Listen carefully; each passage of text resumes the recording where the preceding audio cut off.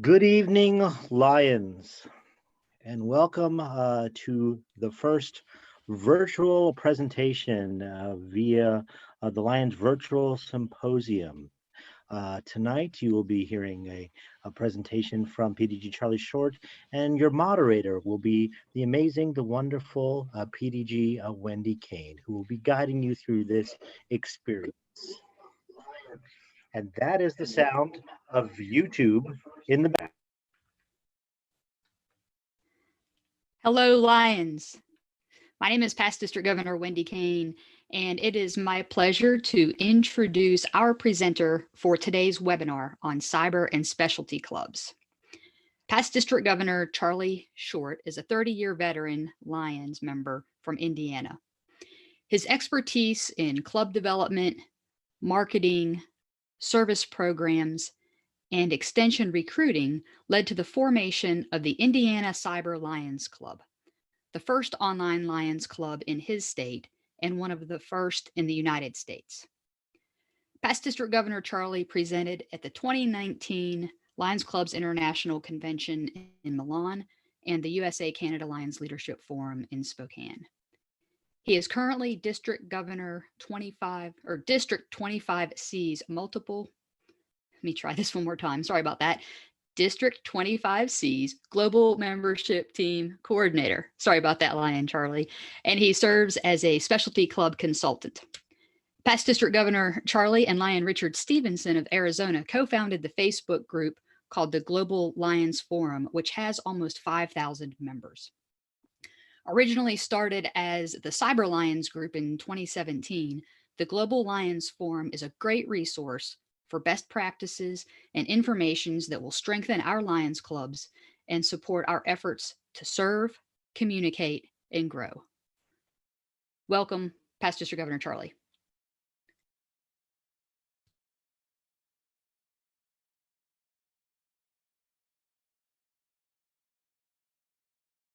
Good evening, everyone. It's been a great day to be a Lion, and we're happy to be here on our first of these, hopefully many great presentations as we go along.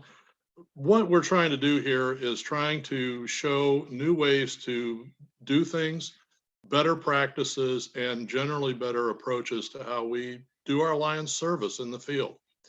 So now that you're all aware of what we're here for, let's go ahead and go to the first slide.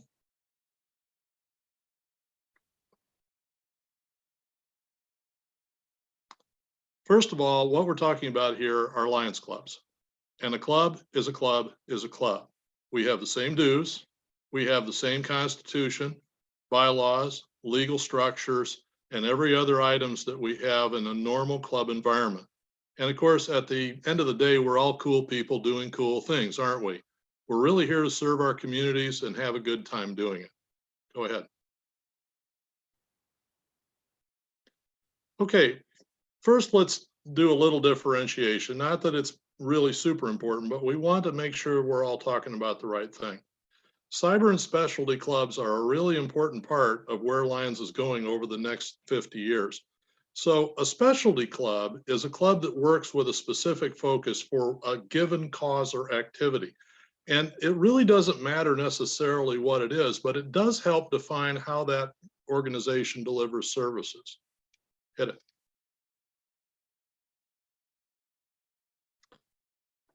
Basically, what we're looking for is any kind of a group that has a shared experience or a shared mission to have a great specialty club. So it doesn't matter if it is a hobby environment, doesn't matter if it is a given cause such as cancer or diabetes. It doesn't even matter, to be very honest with you, around the specific items, as long as it's not political or religious. These are the items that we often see specialty clubs do. Terrific off-road club in Alaska. I ran into a mountain biking club in Korea, which was outstanding. Those guys were awesome. We have some people that are doing a little motorcycling, and there's a guy that is really keen on developing an antique aircraft Lions Club. And I think that would be just outstanding, be a really great time. So any of these things you could form a club around, just as you could form a club around general public service. Next slide, please. This is kind of repetitive, but the idea is you can do it around a cause, but there's also some specifics that give you special designations within Lions. So for example, Daniel Marnie Elkins' great club in Delaware does a ton of work on drug prevention and just general childhood and youth development. And their main program, honestly, is to help have a quest delivery program inside a really good time. And it's working. It's gaining members, and they're doing all kinds of amazing stuff. The other piece too is that we have a lot of clubs that have a strong affinity for Special Olympics, which we were one of the first original funders for, and have always had a good relationship with the organization. These are called Champions Clubs, and you occasionally see these around the Northeast and also in other areas around the world. But by and large, we always see international assistance, we see relief efforts for disaster, and we see a lot of education efforts built around specialty clubs. Often that's all they do, is they provide medical relief and assistance overseas or some other item that they have an affinity for. Next slide. All right, so what's a Cyber Lions Club? Well, the truth is we're all Cyber Lions Clubs now, aren't we? We're all kind of stuck. Some of us are more stuck than others. We can move around a little bit, but there's a lot of work now being done online, just like we are here. And the great part about this is that we operate in the real world, but you can organize online for a lot of that. And so what we do is that we communicate, we promote, we recruit, and we market with the modern tools that the web provides us, simply to save money and time and get our message out across a wider area. Hit me, Jody. So we are trying to have fun and do good stuff at the same time. And there's a lot of different ways to do this, but the issue that we have always run across in Lions is that the meeting is that is the core item of how we organize. And what cyber clubs do is they kind of flip that on its head. They say, let's socialize at our service programs, but let's spend all the back office and organization time over here so we don't waste a lot of member time doing it. So you'll see a lot of the financials being distributed online. You'll see the meetings of the last minutes being distributed online for people to read. And you'll see a newsletter that may be a blog. It may be an entry on a website. It may be some other kind of a structure, quick text perhaps, just simply to properly communicate what the intentions are going forward on a specific project or on a piece of club business. The key item though is that in all Lions environments, what we're really looking to do is serve first. Then we go party and say what a great time we had doing it. Then we go out and we find more people to join the party so that we can do more service, and then we just repeat it all over again. That's the model that really works anywhere in the world. The advantages. Okay, I'm not really into features and benefits as a whole, but there are a lot of advantages to doing it this way. The first thing is there's a whole bunch less travel time, meeting time, and you do more. You simply focus on what you're here to do, and that is to serve. The other part is that it dramatically cleans up a lot of communication. A lot of us have used phone trees right up until just a few years ago. They work to a point. There's also blast email.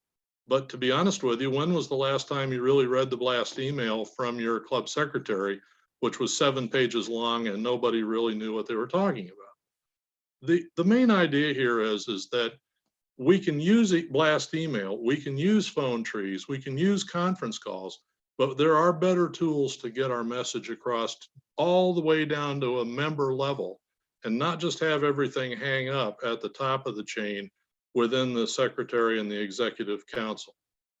The other piece too is that frankly, everybody's been running from the jobs of secretary and treasurer and lion tamer, all these things for years because they are a huge back office responsibility. However, a lot of the great new tools that we're seeing online dramatically make all of these jobs easier. And they save a lot of time, effort, and money. And when you combine them with some of the LCI ecosystem improvements, and you get a secure online directory so that you're not fishing for somebody's phone number or email address, it goes a lot further. The bottom line is, just like in any organization, this frees up people to go do more actual service and plan and think and fundraise and do other items. So it's great. Go ahead. Okay, what can I do online? I hear this all the time because, okay, we're all stuck here in our homes or very close to our homes, and we're making very few trips into the general public right now. We understand this. This is great. But you can raise money, you can collect dues, you can take donations, you can create fundraising campaigns. You can schedule and promote events online. You can recruit 24 hours a day. Let me say that again. You can recruit 24 hours a day online, and you can accept applications for later approval. Okay, the board still approves. It's by invitation, but you can invite somebody to apply for membership in your Lions Club. There's nothing wrong with that. As long as your board still has proper oversight, it's perfectly okay. The other piece too is that a lot of tools, a lot of major companies for many years have been doing a lot of their training and development efforts online. This saves thousands of dollars a week for a lot of these organizations. And frankly, it's a case of where, even though we love the classroom training and we really think that that has a real voice to a lot of our Lions, why not provide some of the pre-work? Why not, why not send your homework in online so that when you finally get to that classroom, if you need it at all, you have the ability to actually get more done while you're there. You can vote online. Yeah, you sure can. And we'll talk a little bit more about that in a bit. And like today, we're doing a great little conference. We're talking about all of the capabilities and all of the things that we can do without necessarily having to buy a meal and get a room and do all the usual things that we do as traditional clubs. Go ahead. All right. We are really living in a technological golden age, folks. There has never been a time in the history of mankind where we have had so many unbelievably wonderful choices in terms of our technology, in terms of our means of communication, in terms of our media to help promote, in terms of our ability to recruit online. And all of these items all come together. Now, the suggestions that I have up here, and they are just suggestions, these are not endorsements by anybody, including Lions Clubs International, but these are part of a overall study that is in the files section in Global Lions Forum on Facebook. It's a docx Word file. You can pull it down even if you're visually impaired and check it out. But this was a survey that I did back in January with interviews of about 32 serious technical people and heavy users of these types of systems. And to a man and a woman, they all came down with very clear recommendations on what we should be using in the field to simplify our businesses and improve our communication. Now, when it comes to meetings, we're all on Zoom tonight, and that's great. I mean, we're all starting to move to a given platform because it's easy to use, it's accessible, and it's either free or really cheap, okay? What our IT pros are asking us to consider is to move to Google and G Suite for the longer term solution while we use Zoom as a patch to get us over this hump. This whole COVID-19 thing was a surprise. Some of us that were even watching it maybe had 20 to 30 days notice. So Zoom is a workable tool for a lot of things. It's great for committee meetings. It's great for small club meetings. It's great for things like this with the live stream attachment, but you can get more capacity out of Google at the same price and have a much, much more robust system in many ways. So Zoom is great, but look to Google for the longer term.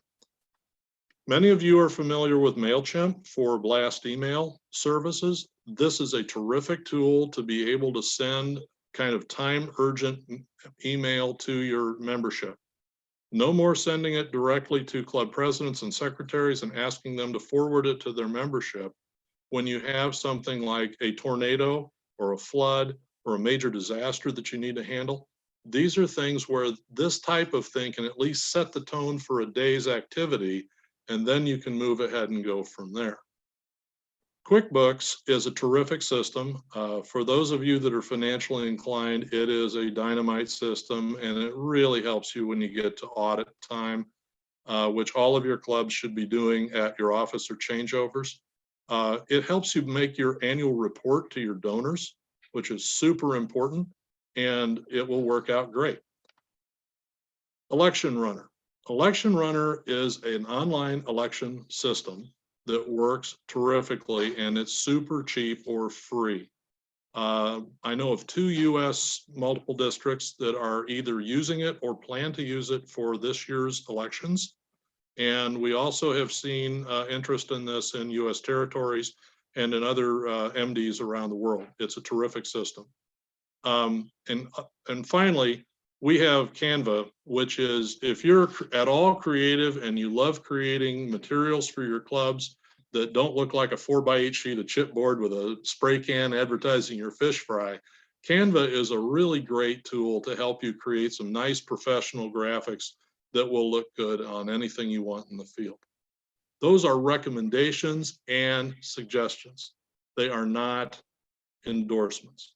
Thank you. Go ahead, Jody. Thank you. All right.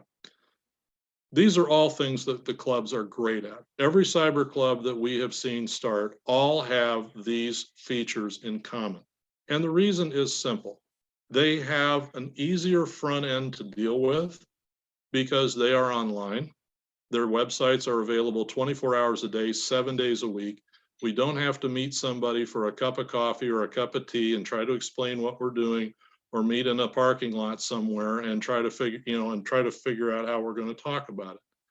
These are much better uses of time. It's a more professional approach in many ways, but just because these are strengths of cyber clubs doesn't mean they can't be strengths for your traditional clubs either.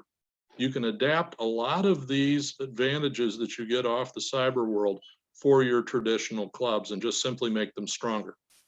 There's a really smart guy that said something to the effect that if the clubs that invested in communications and technology 2 and 3 years ago are going to be fine, everybody else is going to have some struggles.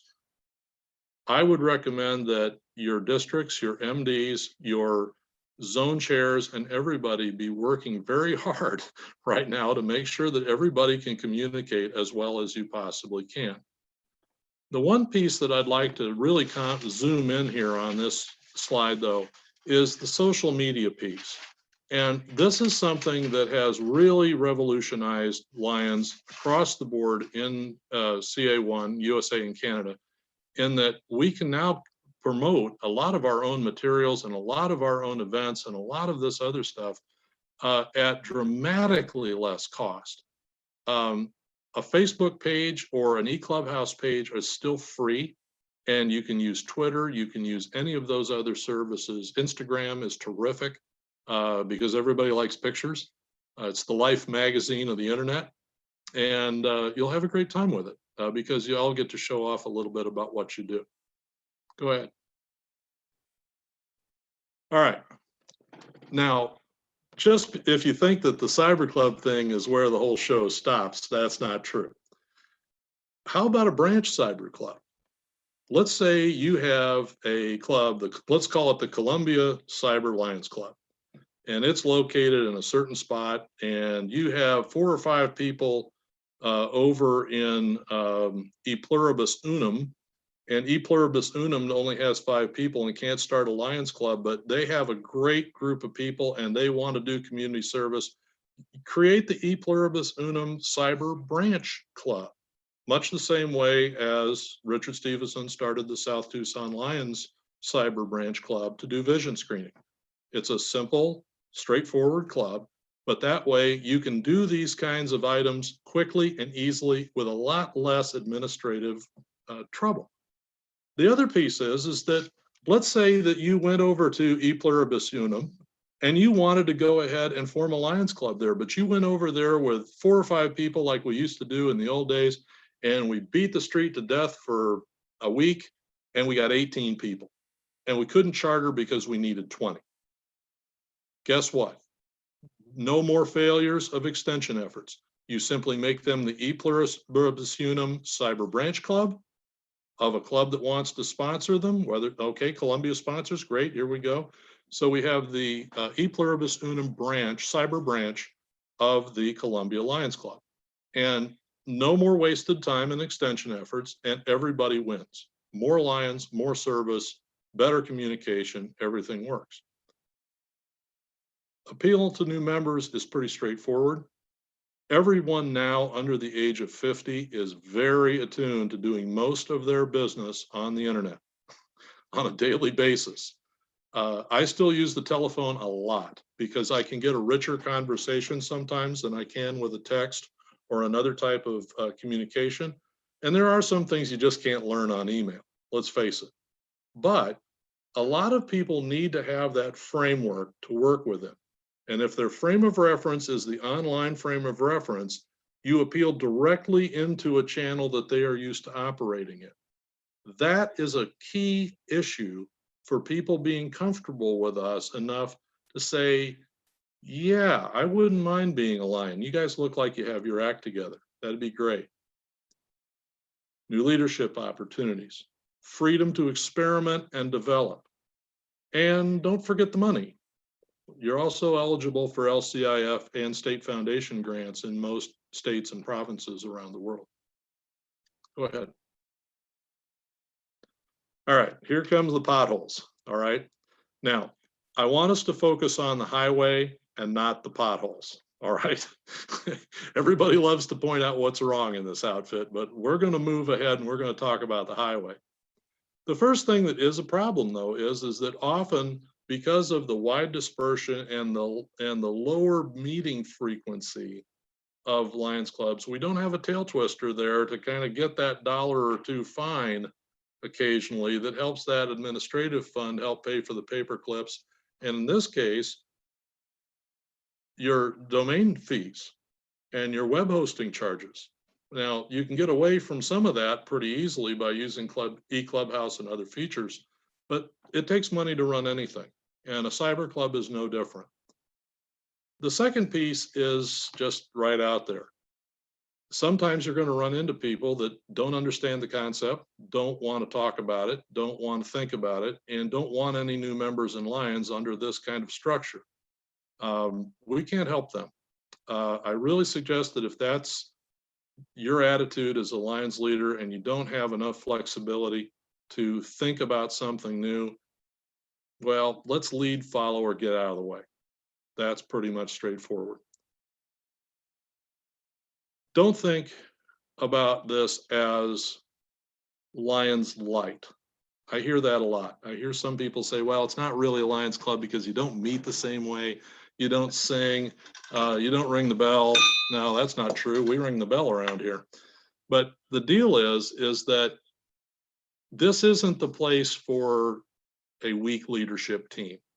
When you charter a new cyber club, you really should have solidly prepared leadership for that club that is determined and ready to take it through its charter year and make it work. This is not the place necessarily to try rookies out, but it's not the place for you to take some PDG from 20 years ago and put them in thinking that they're going to know everything about it either. Just look for good, strong leadership. And lastly, let's not think too small. We are the kings of small money in Lions. We raise a few $100. We think it's a great thing sometimes. But in general, a lot of the cyber clubs around the country and around the world are doing amazing things that normal, regular, traditional clubs would often think are too large for them. Let's not limit ourselves or anybody that's serving with the tyranny of low expectations. Go ahead. Now, this is fun. And I love this part a lot because there are a bunch of folks that became Lions almost in spite of themselves when we rolled this out. And the first thing you heard from everybody that joined, and a lot of people that joined these clubs, is they said, you know what, I would have never joined a traditional Lions Club. I am not going to that meeting. I'm not going to sit with all the old guys. I'm not going to eat overcooked green beans or crummy food. I am not going to do all of the rest of this nonsense. I'm not going to go over there and drive all the way across town for a 1-hour meeting with a crummy presenter, and I'm not going to do it. Well, congratulations, you no longer have to. So if you want to have something work, there's a good way to do it. But the entire concept of what a Lions Club meant in terms of a general experience was stood on its head. It stood on its head. Now we were all about service. Now we were all about fun. We're going to take care of all of that meeting that could have been handled by an email with an email. So it wasn't that bad. We also had a significant conversation with one of the charter members of the Indiana Cyber Lions Club because he had been a Lion in Indiana and had to quit. He is now a senior executive at a major information technology company. And he, until very recently, was on a plane virtually every single day of his life. And he works with very major, Fortune 200 companies. And he said, I travel too much to make the meetings.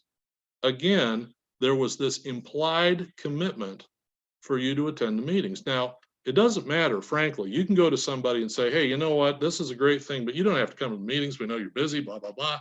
No, that's not really how it functions, because somewhere back in here, if there's a meeting, it means that there is a requirement to attend it.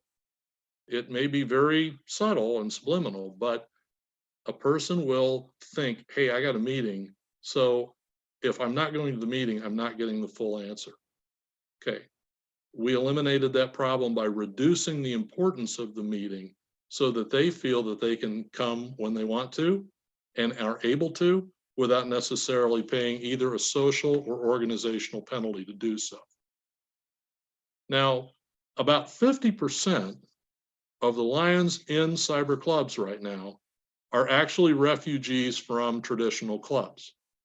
Now, that doesn't make traditional clubs bad, and it doesn't make them unsuitable for people. It simply says those clubs were not listening to the new membership. They were not acting on things that the new membership wanted to do. And sometimes it may be just one person saying, hey, I'd like to do something on this particular service. Well, in a cyber club, you have that flexibility. In some traditional clubs, as we know, sometimes that doesn't happen. But we have seen people quit their stick in the mud clubs and join cyber clubs because they get wider latitude of action. Lastly, but not leastly, and this is my favorite one, so I won't burn you too long on this. But what was really great about this was we had a guy that was a superintendent of a major educational institution in the Indianapolis area. And he is literally surrounded by Lions clubs. And all of these Lions clubs help his school. And he really wanted to be a Lion, but he couldn't figure out a way to do it without, picking favorites and causing some hurt feelings. So when Indiana Cyber rolled out, it was a natural choice for him. He was able to join it without creating any trouble for his school or himself. Okay, Jody, thank you. All right, who can help you start? Your district global membership chair is a great person. They are taking a lot of work on that you'll probably never see, but go ahead and talk to them. They may be able to help you get going, and they may help you identify places that would be good candidates to recruit cyber members. Of course, there's the Facebook Global Lions Forum, of whom tonight's team who's bringing this to you has been on for a long time. And myself and Richard were very proud and very happy to start the conversation that led to this wonderful set of circumstances. There's also specialty club coordinators. These folks, like myself and others, are able to work through some of the paperwork and through some of the rocks and shoals that a lot of early clubs have foundered on, and you can benefit from their experience. They've had a little training from LCI headquarters usually to help them get through the paperwork. And actually, we do have a cyber and specialty person within the membership division that helps us route the paperwork when we charter new clubs. So it's a great thing. And of course, don't forget your friendly people at headquarters at the membership division. They're all working from home now, and sometimes their responses are a little slow as a result, but they're still there to help you. It's a great thing. Okay, folks, that's really all there is to it. And I'm perfectly glad to take questions. And Wendy, if you'll point them out or feed them to us, we'll be glad to talk about them. Yes, just give me a moment. We have quite a few questions that came in that I think will be helpful to everyone. First, thank you so much for some great intel and some really insightful ideas. Appreciate it. Also focusing on the highway and not the potholes. We need to acknowledge them and steer around them, but Right. Focusing on moving down this highway and how we can be more effective, both in our original format clubs and with cyber clubs. So a couple of questions that came in specific to the cyber club was, and these are not in the order they came in, I'm trying to organize them a little bit. So a couple with the formation, can you talk about the guiding lion involvement? Lion Maryland asked about the guiding lion involvement with a new club that's a cyber club. Usually what will happen is that either your zone chair or your district governor will appoint a guiding lion for the club in its first year. In our particular case, and in some of the other particular cases, we haven't seen the need for a guiding lion in those areas. But you know, it never hurts to have an extra set of eyes in the cockpit. So if you've got a good cadre of guiding lions, that's perfectly fine. All right, thank you. Lion Debbie had two questions about starting a cyber club. The first had to do, actually, it's not just the cyber, it could be any specialty club that might go beyond the boundaries of a zone, a district, or multiple district. Okay. Can you talk about LCI's guidelines on how to handle that? Yeah, and that's a great question. Thank you. The way this works is that the membership from in a cyber or club, or really any Lions club, has to be 75% from the multiple district in which that club is cited. So if you have most of your members from a given multiple district, you're in great shape. You can have members like one of our members for Indiana Cyber lives in Texas most of the year, even though his family relationship is here in Indiana, and he frequently returns. We also have a member in Scotland because his club just folded, and there were no other local clubs for him to attend. So rather than chuck 30 plus years of service as a Lion, he decided to ask if he could join Indiana Cyber, and he's been a charter member ever since. Now, in terms of starting the specialty clubs up and also cyber clubs, remember that everybody starts with a home district, okay? And this is a kind of a key organizational issue for us. Indiana Cyber was trying to make that less of an issue, and we have ways to work with that. But for the most part, most of your members will come from one district. And then you'll have you'll have other members around your state or MD. And then once in a while, you'll have one from completely outside the country because they had a long time relationship or affinity or residency in your area, but have since moved out, but really want to continue to maintain that tie. Did that answer the question?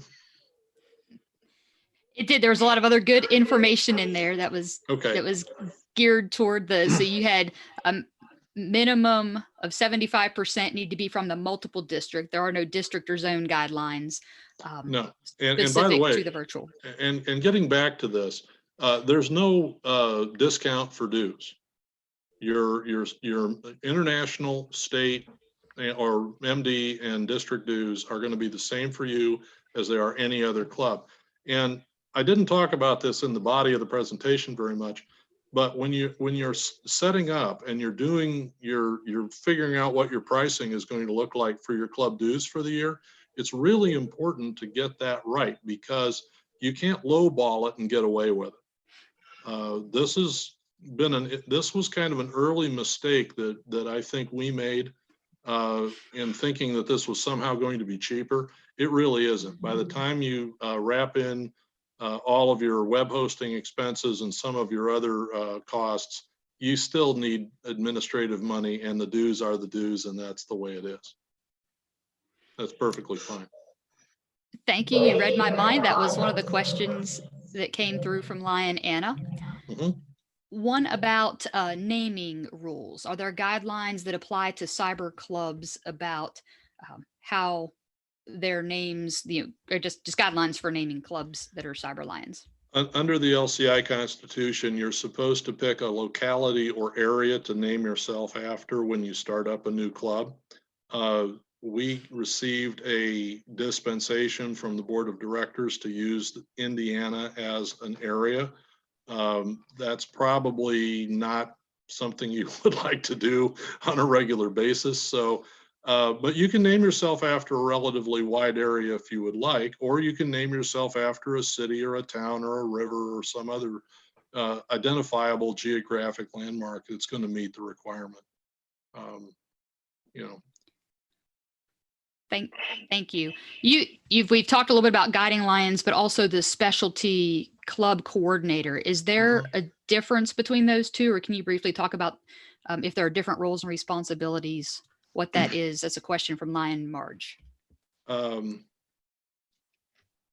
If what I think you're asking is that as a specialty club advisor going to do different things for a specialty club than they do for a cyber club? Is that where we're going? I think like, I don't have a whole lot of detail on the question, but I think your title as a specialty club coordinator versus a guiding lion. Can you talk about those differences in responsibilities? Yeah, now I got it. A specialty club coordinator largely works to start up new clubs. They're the guiding, they're the on-ramp.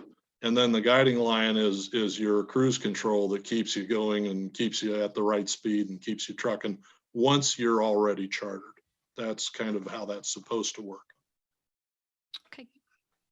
Great, thank you. Have two questions that are pretty similar from Lions, Dennis and Maxine, about if a Lions Club can convert to become a cyber club, or how an existing club might move in that direction. If you have any suggestions. You know, the best way to do it is just to do it.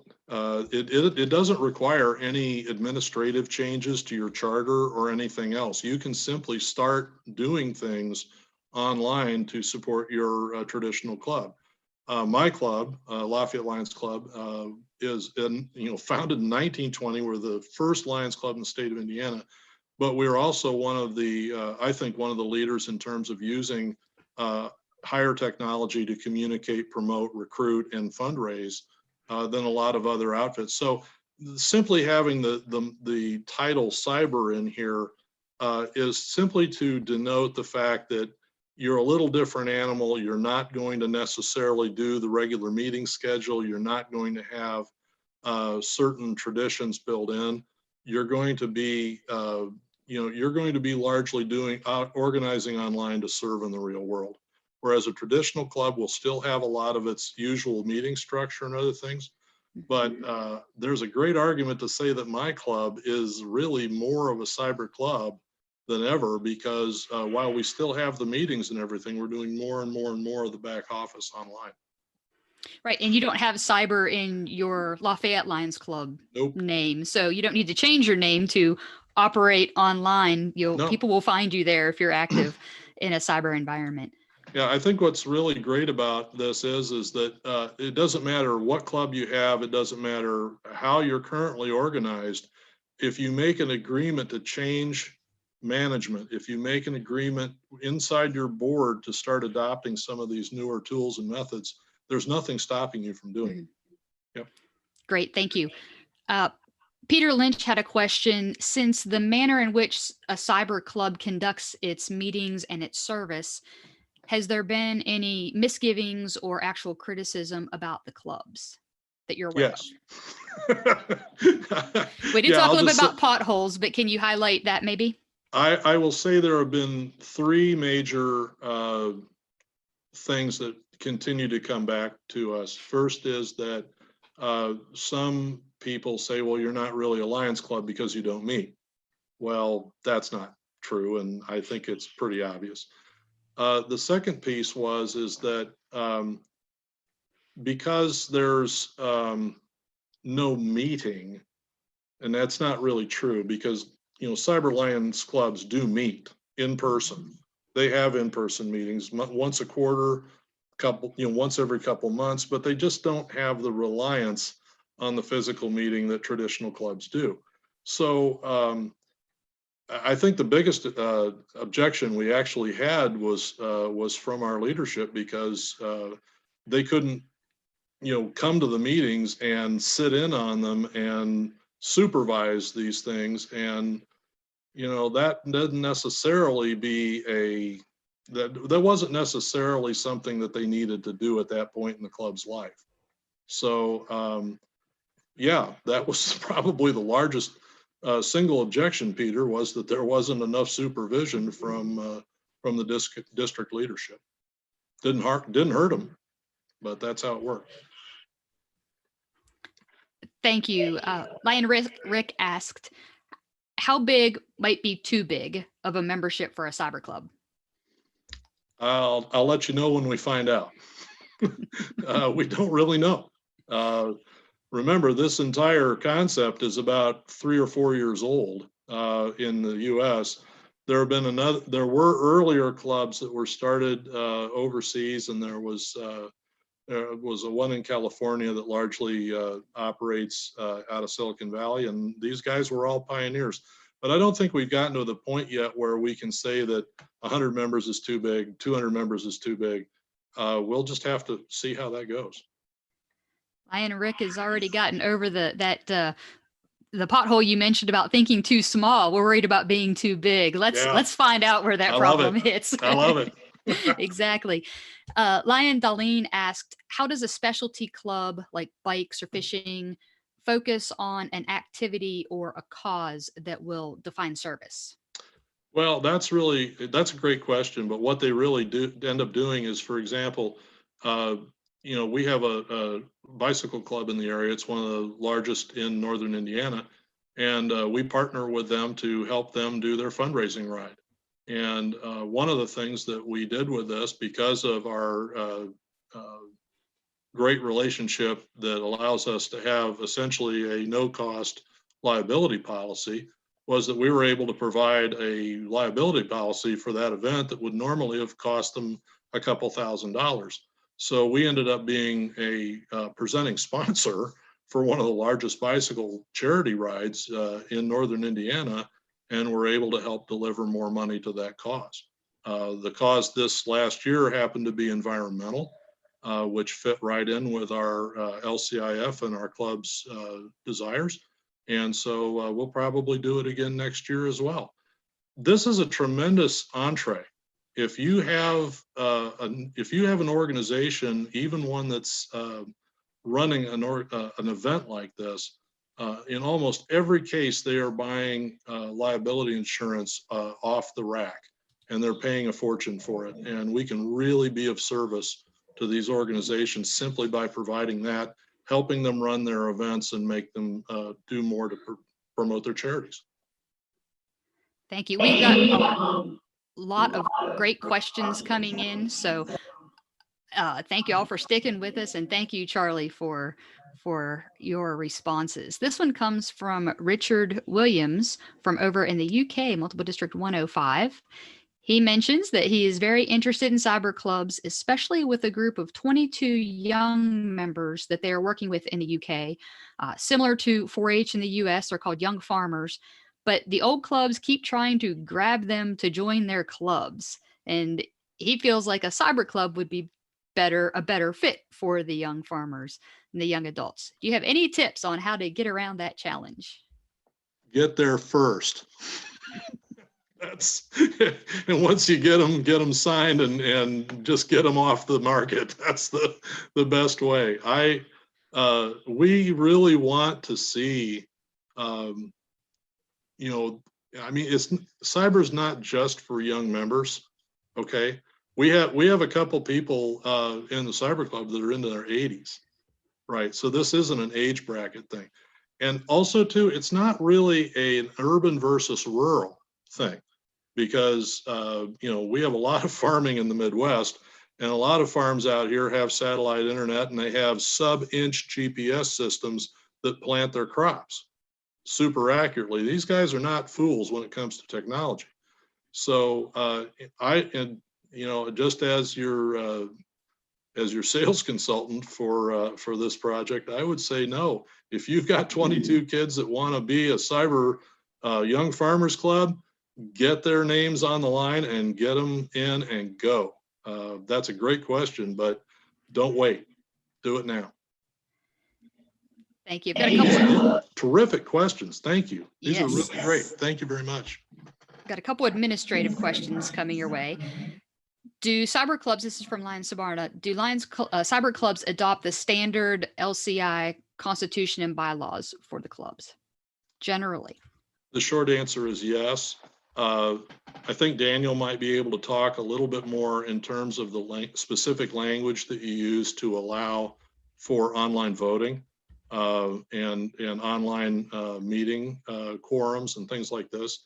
But, you know, yes, we're all serving under the same general constitution and the same general bylaws and legal structure.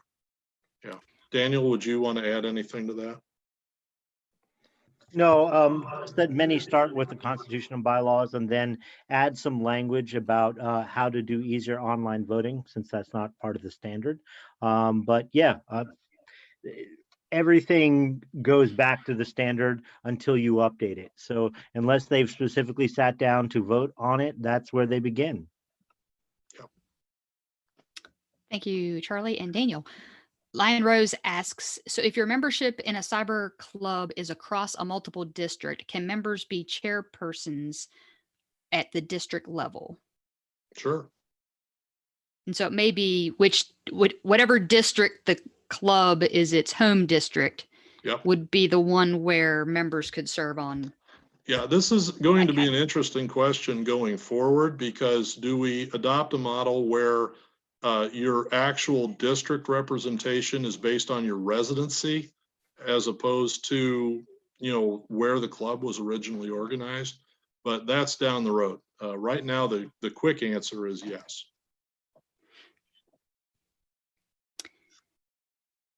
Thank you. I think that also addresses Lion Maryland's question, now that I look at that a little further down, about, although, can you talk a little bit, this is beyond just being a district chairperson, but can you talk about your club's relationship within the district and participation at the district or multiple district levels? Sure, I'd like to. Actually, and I'll be very honest about this, when Indiana Cyber first got going, it was not necessarily all sweetness and light. There were some people that did not want this club started. And the club treasurer actually really called some people on this, because they got into a discussion at state convention about, you know, this club was this and that club was that, and they shouldn't exist. And Laura, bless her heart, just simply said, well, you know what? It can disappear like that. And that shut everybody up, because nobody wants fewer lions. Nobody wants less reach, less network, less capacity. Nobody wants less fundraising, less relevance, less future. We all want good, qualified, solid, hardworking people to join our association. And it doesn't matter where they come from, and it really doesn't matter how they serve, just that they serve under our flag and our Constitution, so that we can move this thing forward. Thank you. Thank you very much. Lion Angela asks what advice you can give if a club should transition from meeting face-to-face to going cyber. And I think we're kind of forced into that temporarily, but maybe Yeah. for some long-term considerations. Well, if you think about it, a lot of the meetings that we've had as Lions largely focus not so much on the conduct of business or the communication of specific important information for execution projects. A lot of them are dinner parties, and that there's nothing wrong with a dinner party. I love them. It's great. But the idea is that for some people, especially people with kids, especially people with super busy schedules, this just isn't a good use of their time. We all have seen the meme where there's a blue ribbon and it says, "I survived a meeting that could have been an email." Well, cyber club methodology is really here to help us be more respectful of each other's time.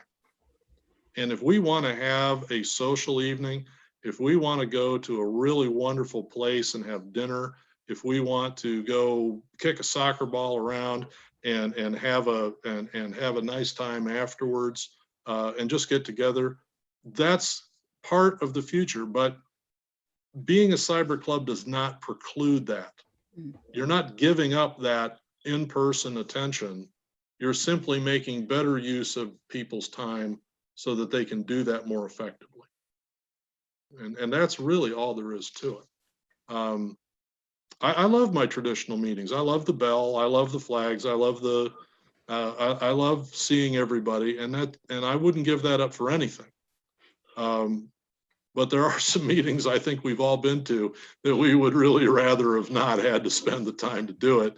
And all we're arguing for is just to try to do it a little different. I think just by doing this on Zoom tonight, honestly, we're all meeting here. I'm the presenter at your meeting. You might even have a little food on the side, and I've got a cup of tea over here. We're all just having conversations as people. And whether this is technologically enabled or whether we're just kind of leaning over the table and telling a joke to somebody, it's the same social gathering. We're just using different tools to allow for the current times. And that's perfectly okay. Yep. Thank you. We've got a question from another Lion, Wendy, who has started a specialty cyber club that deals with hunger. And she's experiencing some pushback from board members saying that the cyber club is not supporting their club fundraisers. So it must be a branch. I don't have clarification on that, but I'm guessing it's a branch. Are there guidelines or other documents that or suggestions that could help her convince the board that it's not the purpose of a cyber or specialty club to do the same activities as their traditional club? A branch club always is a little bit at the whim of its parent, but branch clubs are set up to do specific things that the parent may not want to do. Okay. There is going to be, you'll see this even in traditional branches and traditional clubs, there will be this, "Hey, where are you guys and gals? Why aren't you showing up to help us do our thing?" That's what I'm hearing from the traditional club is, "Hey, we are short of people to do our projects, and we really don't have time to recruit them. We would really like to have you come and help us with this in kind of a union of the two clubs." And that's a hard nut to crack because a lot of branches recruit to do other things than what the traditional club has been doing. And that's why they were a branch in the first place. So I really think the best thing for the parent club in this case is to look themselves in the mirror and say, if we're this short of people to do our projects, we need to start recruiting. And hey, we're the branch club, but we can help you with your recruiting drive, and maybe we'll get some new people too. You can do a joint recruiting drive, and that's the way you really gain more punch, not by continuing to cannibalize who you already have. So Yeah, thank you. This is a complimentary question, but it kind of turns it on its head and looks at it the other way. Shout out to Lion Julie Davis, who's a founding member of the Ohio County, West Virginia Virtual Lions Club. And she wanted to know if you had any tips for working with other clubs that may share a service area with the virtual club. The Ohio Valley or Ohio County Virtual Lions Club shares a service area with probably about 10 other clubs. And are there unwritten rules about how to have fundraisers or service projects together because they want to work together with other Lions without stepping on the toes of those other clubs? I think that you answered your own question.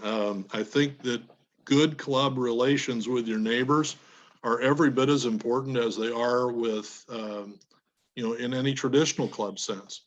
And we do have, like, for example, in my county, we have 5 clubs. And we are all recruiting and we're all raising money for some similar things, but we tend not to step on each other's dates and we tend to play fair around our special events so that we're not really causing anybody any pain. I really think that here again, it's a great opportunity.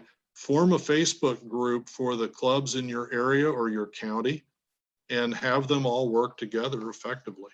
That would be my recommendation because I think a little communication will go a long way to fixing a lot of those issues. Thank you. I have a couple of questions that are pretty similar from Lions Janet and Doug. And this is, you've piqued their interest about starting a cyber club in their area. And they're interested in any suggestions that you might have for introducing the idea of a cyber club, not knowing what may be of interest to the people in that area. I think the best tool that we had for starting Indiana Cyber and a few of the other clubs, honestly, is pretty low tech. It's been around for at least 100 years. It's called a telephone. And I called a lot of people over about a 2-day period to gauge their interest in being part of a public service organization that didn't require frequent meetings, but yet was going to focus in certain areas. And instead of saying I was going to focus in vision and hunger and all these things, I let the prospective member tell me what they were interested in. And in virtually every case, they came back with something that was either a central Lions mission or something that we deal with in Lionism all the time. So it was a much easier recruit to qualify your prospects, so to speak, by making sure they were interested in public service and wanted to do it as part of an organized crew. And then I sent them an email and I said, here's what I'm really thinking about. I think you'd be perfect for it. If you're in, just say you're in. It's going to cost about this much a year. We'll take checks, we'll take plastic, we'll take Venmo, but you can be a charter member of this group. And it's going to be very different than what we've done in the past. This isn't going to be a Lions Club like you might be used to. You have the opportunity to help us define what Lions looks like to our own members. And that really resonated with a lot of people, that they had a little piece of the steering wheel to start with. That was a great empowerment thing that really helped. So the questions keep rolling in.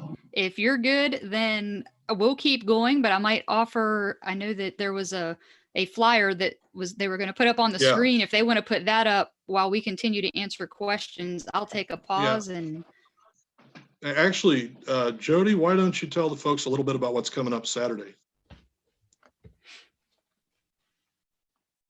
How about we let Daniel do that? Okay, Daniel. We got a hot potato here. Sorry. No worries. No, this is Daniel's show. This is great. This Saturday is the Lions Virtual Symposium. So from 1 p.m. Eastern Daylight Time to 5 p.m., we will be hosting a discussion about the future of Lionism. Our keynote speaker is International Second Vice President Lion Brian Sheehan. We have PID Steve Glass, PID Lewis Quinn, PDG Jody Burmester, and the Young Lions Task Force, who are part of the North American Membership Initiative. The executives have put together a group of young lions to think outside of the box, and this is one of the things that they have come up with. This event, in part, is made possible with the technical help and support of the lions that you see in these little boxes here, which is the Global Lions Forum team, plus PDG Wendy Kane, who will be moderating and lending her expertise at helping the conversation move forward. So we truly hope to see you all here on Saturday. Now, we have had an unprecedented amount of registrations. We are over 1,700 registrations for this event. So if you haven't registered yet, don't worry, because you can watch it on the live YouTube stream, just like this event is being streamed live on YouTube. And just go to facebook.com/lionsvirtual and sign up, and you will see that there. And this is actually will be the first of a series of symposiums. So there'll be one on June 6th as well, with Vice President Patty Hill as the keynote speaker, with PID Tom Gordon, PDG Chris Lewis, and a whole bunch of other people talking about the next generation of lions. So this experience here that we were doing was a test run. Thank you so much, PDG Charlie Short and Wendy Kane and Jody Burmester and PCC Winster and Lion Richard for all of your technical support making this possible. And most importantly, thank each and every single person who tuned in tonight, because we are breaking ground here. This is the first time any of us have done something like this. So we are testing it out, and you have helped us fine tune and perfect it. So I hope to see you Saturday, and thank you for tuning in. Thank you, Daniel, for that little commercial break and to give past District Governor Charlie and I a chance to take a drink, and to our team behind the scenes, because we are taking comments from the YouTube live stream, from here within Zoom and elsewhere, and consolidating those so that we can get to as many of those as possible. So there are two questions that I'm going to recommend we create posts on the Global Lions Forum for. One of them was, what kind of service projects do you do? And another one was, do you have any ideas for fundraising strictly online? And so I think we can maybe crowdsource those answers with posts online, if that's okay. Those will go into the Global Lions Forum Facebook group.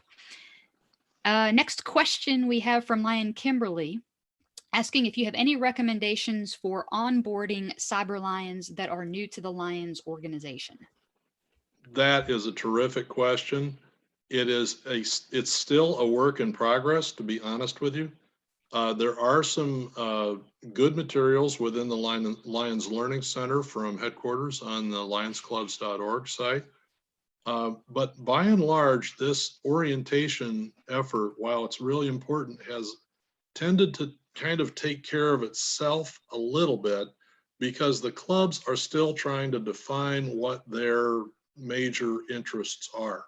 So in a sense, they're orienting themselves to Lions by orienting themselves to service, and then finding out where the Lions architecture touches that piece of service. I wish I could say that we had a brilliant orientation thing set up for this, but honestly, what I would like to see happen over the next few months is I would like to see perhaps Google Classroom or a similar learning platform be used to set up this type of video conference orientation for incoming new members from either senior members of the club or specifically part of the leadership team of clubs or districts or zones, to help them become more familiar with the architecture and depth of the Lions organization. I'll be very honest with you. Let me go one little step further on this. I was a Lion for almost 15 years before I went to a district convention. And I really had no idea of how deep and wide this organization really is. And I would recommend actually having new members attend those conventions simply to see what's going on and learn as they go. But having a Google Meet to set up your learning platform and use a lot of recorded material, and so they can watch it at 2 a.m. when they can't sleep, those are all great ways to do it. That's a better use of people's time. I could chime in as someone who's done a lot of orientation over the years. Yeah. Most of it in a classroom setting can be done just the way we're doing this here. I mean, you had training as one of the pros of this cyber environment. The thing that I think gets missed even today in orientation, not just of cyber members, but of all Lions members, are kind of the norms and customs of the individual clubs or districts. Yes. And really how we capture that in the relationships, or capture that through recorded training. But I certainly like the idea of putting recordings out there. We may find that more of our members go through an orientation when they can do it on their own time, on demand, and it's available. Actually speaking, there isn't any good reason why a club shouldn't have like a 2-minute introduction to the club on YouTube. It's free. It doesn't require much, maybe a cell phone camera, maybe a little bit of a script, but to have a 2-minute introduction to your club online and put it on your Facebook page, put it on your eClubhouse site, put it on your Facebook group for your zone, why not?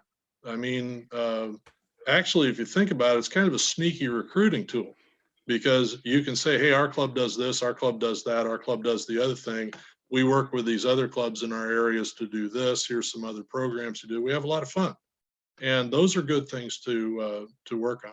That would be, I think, a pretty good zone project.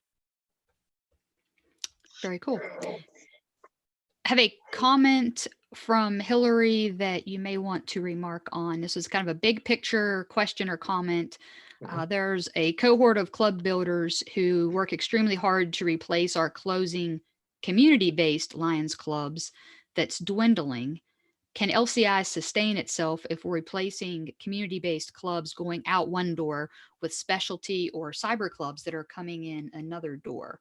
It appears it's been proven that specialty or cyber clubs have been easier to form, and our district governors are embracing it, but perhaps to the detriment of community-based clubs. So the long-term effects of that may still not be known, but could be problematic as we transition to focus on specialty clubs. Your thoughts? I'm really sensitive to this item because in a lot of my career, we always were very careful not to cannibalize existing business that we had, right?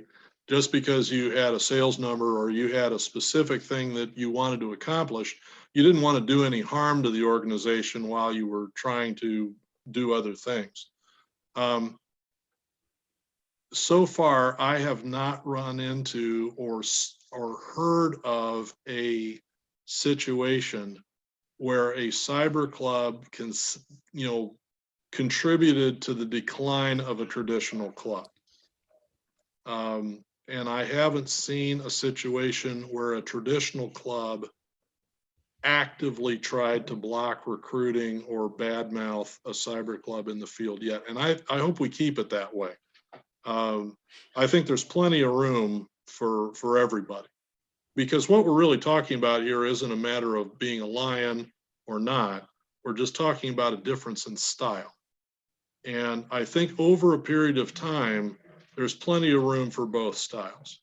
Again, we should be focusing on growing Lions, not to 1.5 million members, but to 2 million or 3 million or 5 million around the world. We shouldn't be thinking really small here and trying to figure out ways to reduce ourselves. I love traditional clubs. I'm in the most traditional club you'll ever find. But if we can adopt online tools to do our jobs and our fundraisers and our public service better, I think anybody can. Thank you. We have a clarification for a question that Lion Steve asked. So the Cyber Club is a member of a district. So Yep. it's still assigned to the district that it's formed in.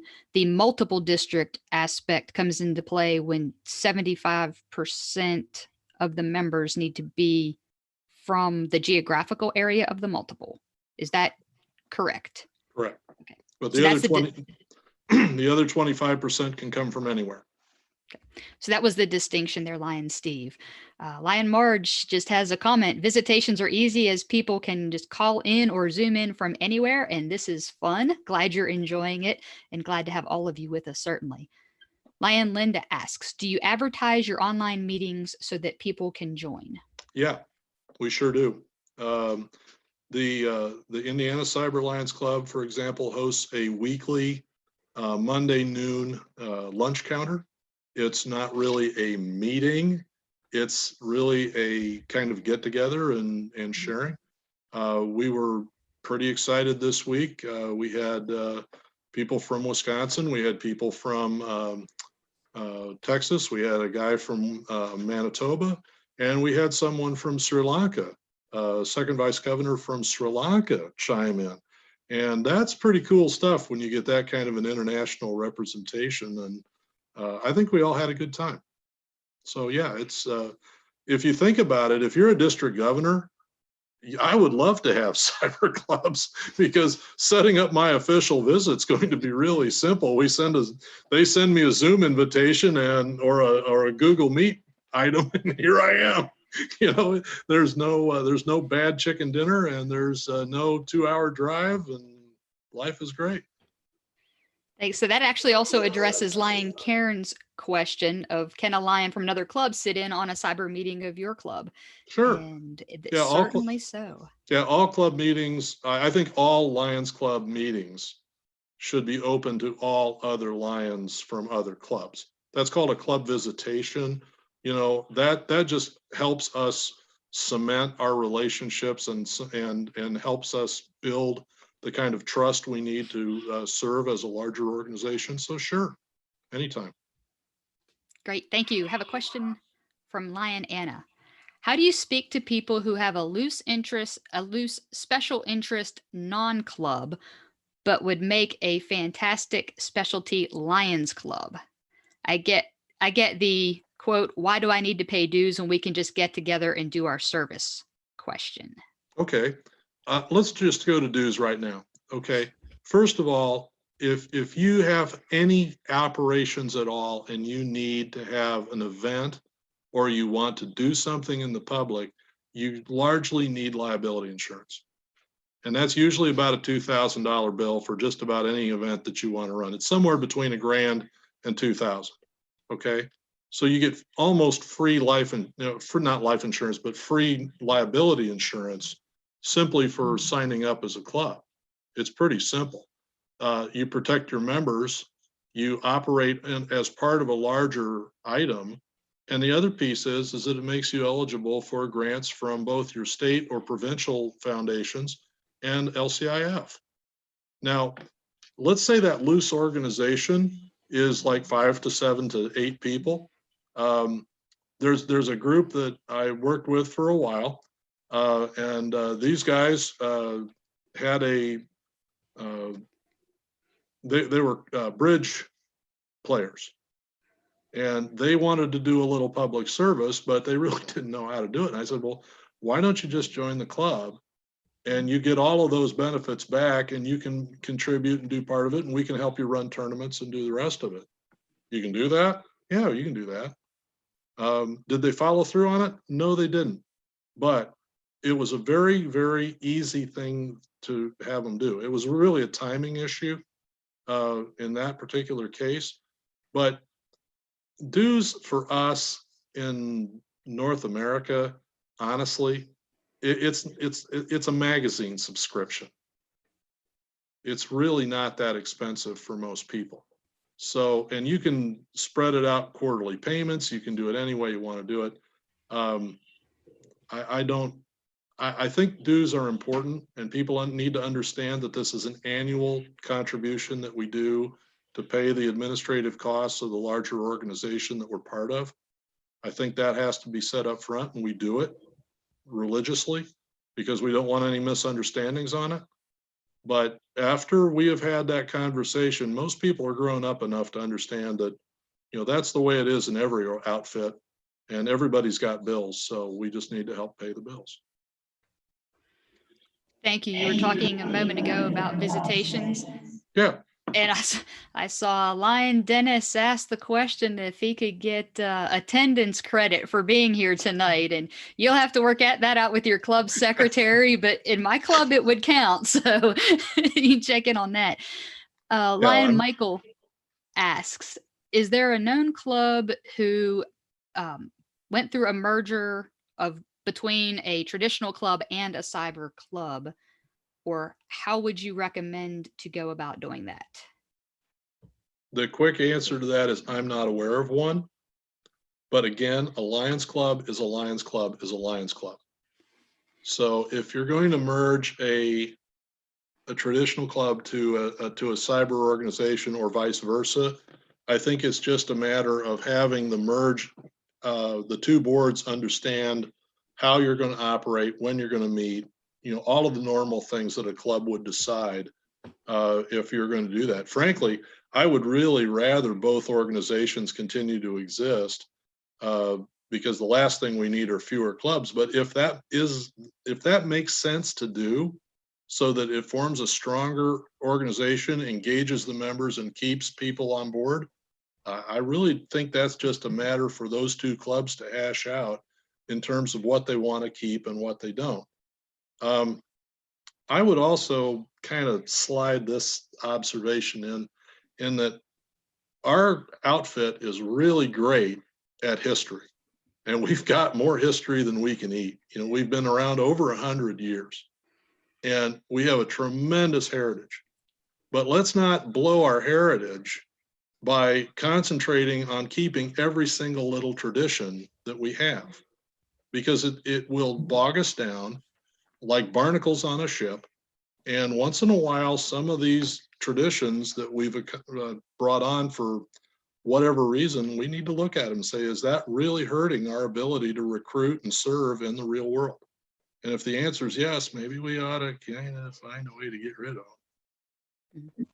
I think the merger issue or question is relevant whether it's the cyber aspect is part of it or not. I went through a club merger, and the two clubs had to agree which of the days we're going to meet, which of the times between the two clubs they were going to meet, which projects they were going to do.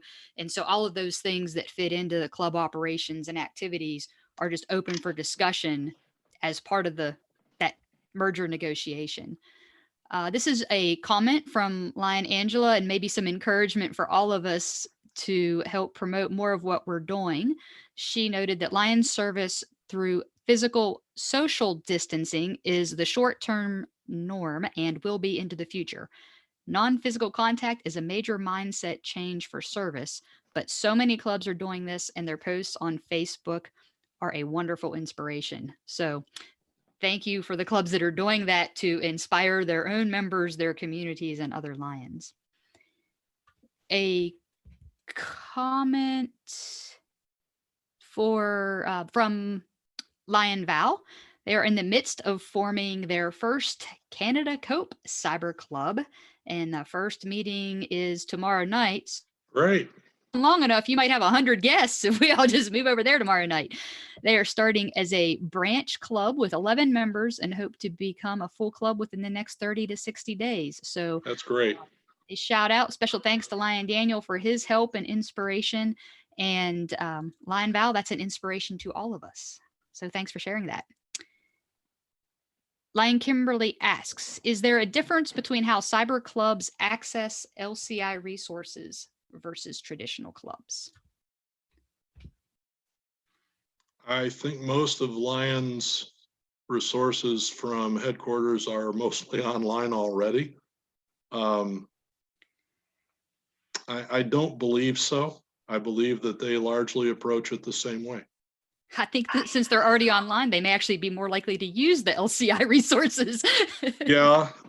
Now, there are a lot of there have been some issues over the last year with the LCI website and its searchability and the rest of this. But I think as they continue to improve that and continue to clean up the search, I think it's going to be a lot easier for everybody. Headquarters is putting a lot of effort into modernizing the IT backbone of the organization.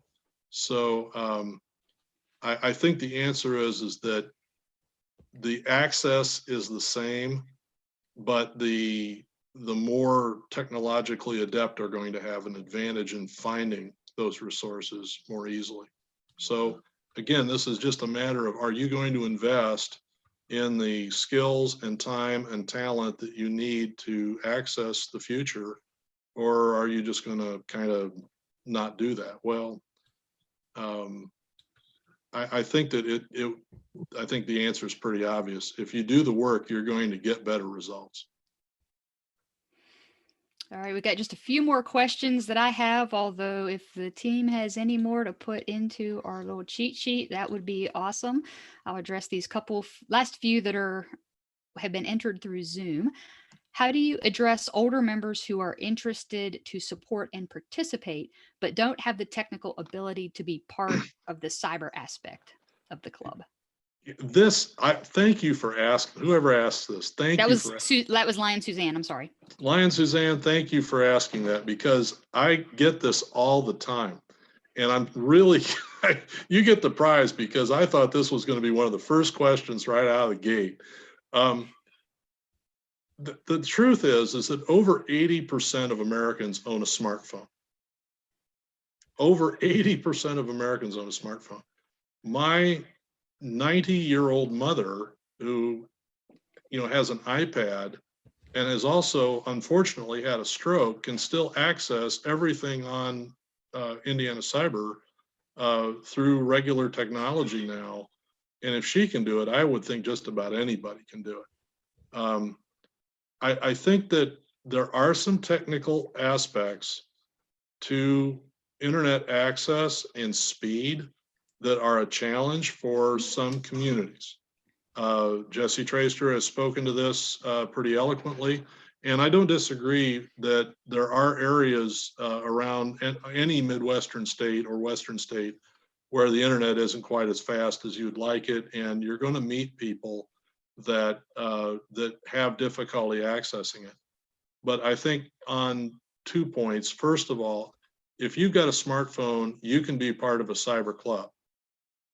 It's that easy. And the second piece is that we really need to start focusing on offense and less on defense.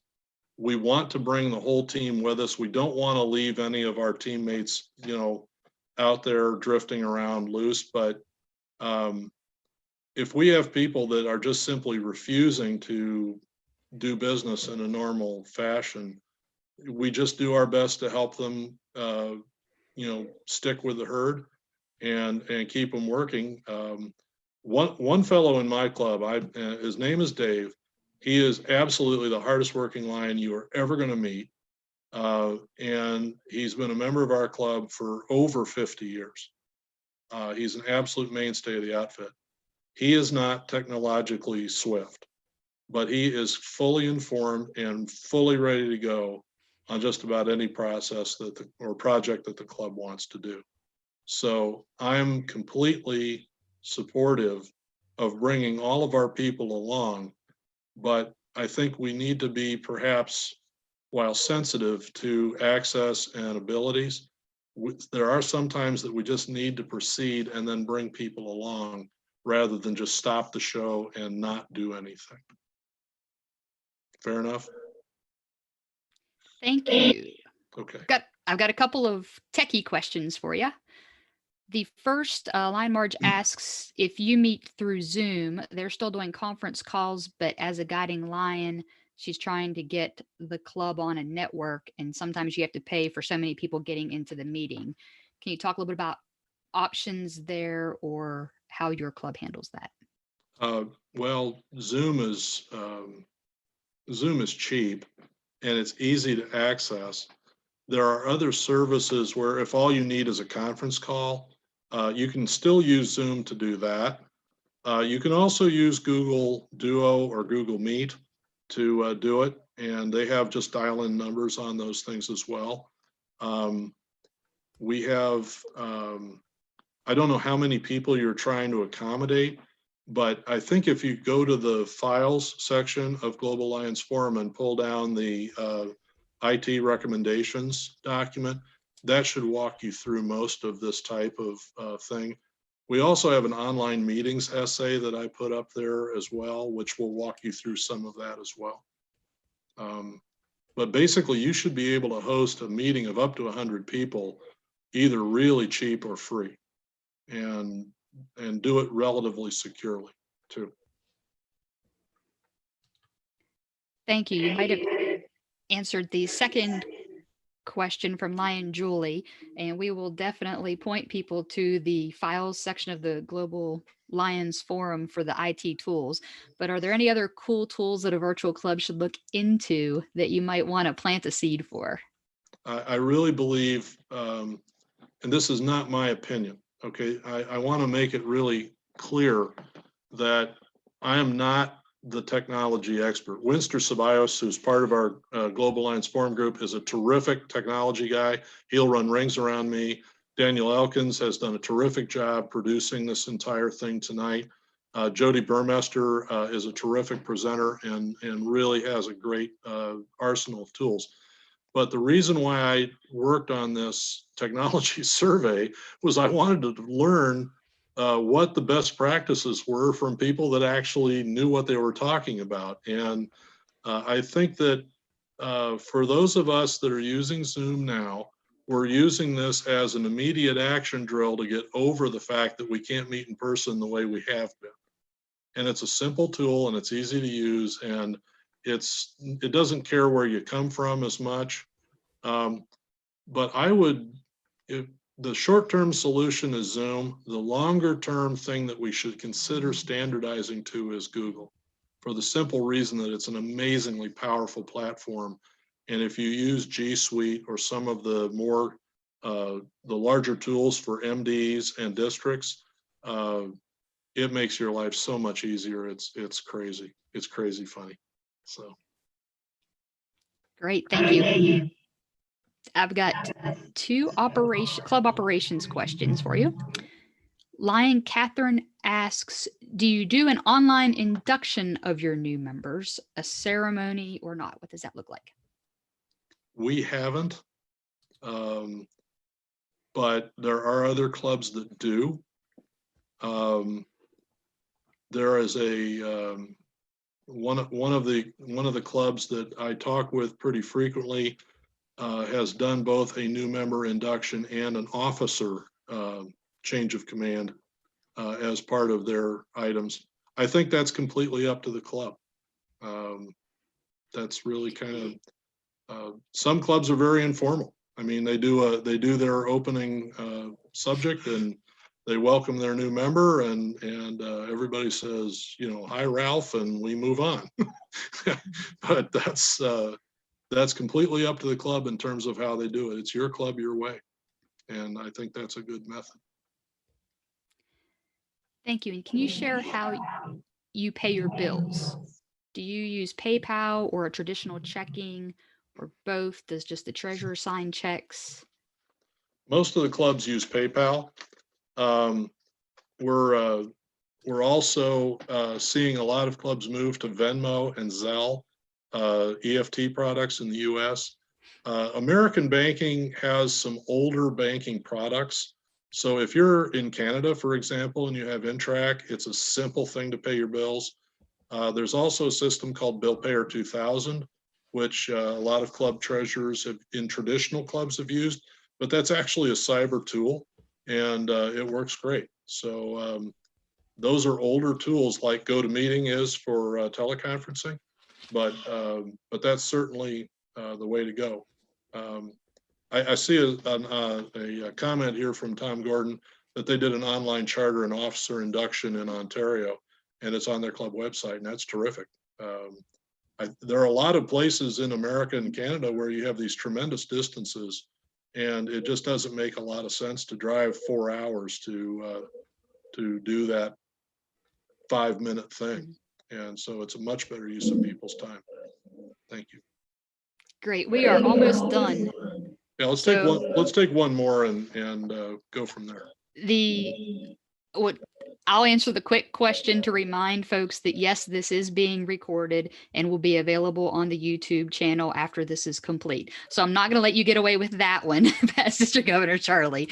The last question is from Lion John. How do you promote a cyber club in a district where you don't have any experience or not enough knowledge yet to do a great job of educating?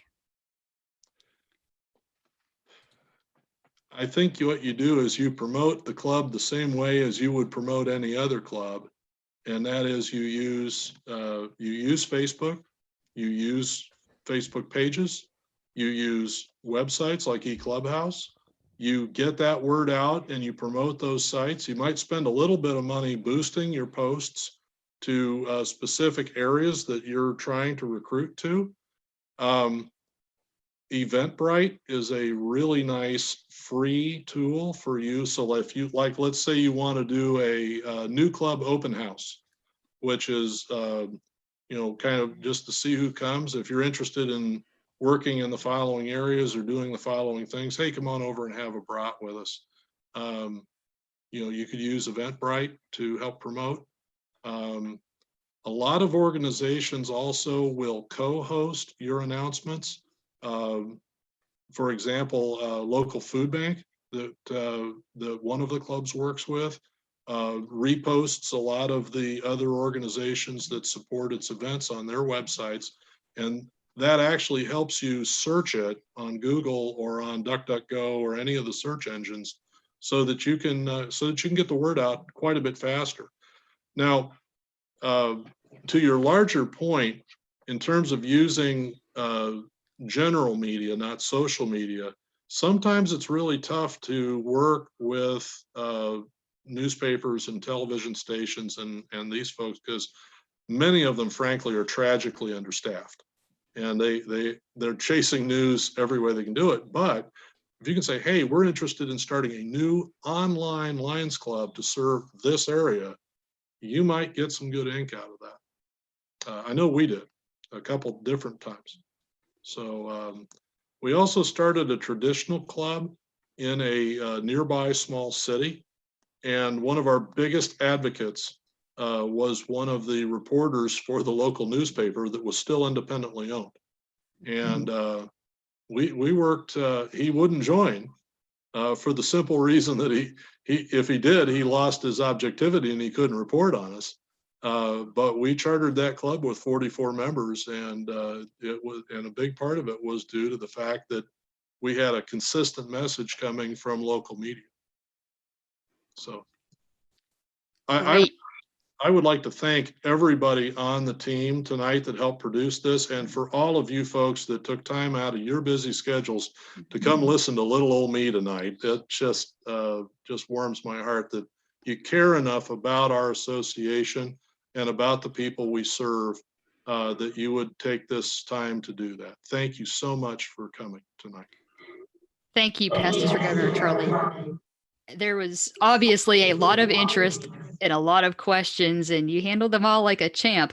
So as we wrap up, I would just like to remind everyone about the Virtual Symposium that is coming up this coming Saturday, April 25th. We're going to operate much like we did here this evening, with a Zoom meeting and a YouTube live stream, with moderations from some amazing speakers you heard about at 8 o'clock. There we go. There's the big summary.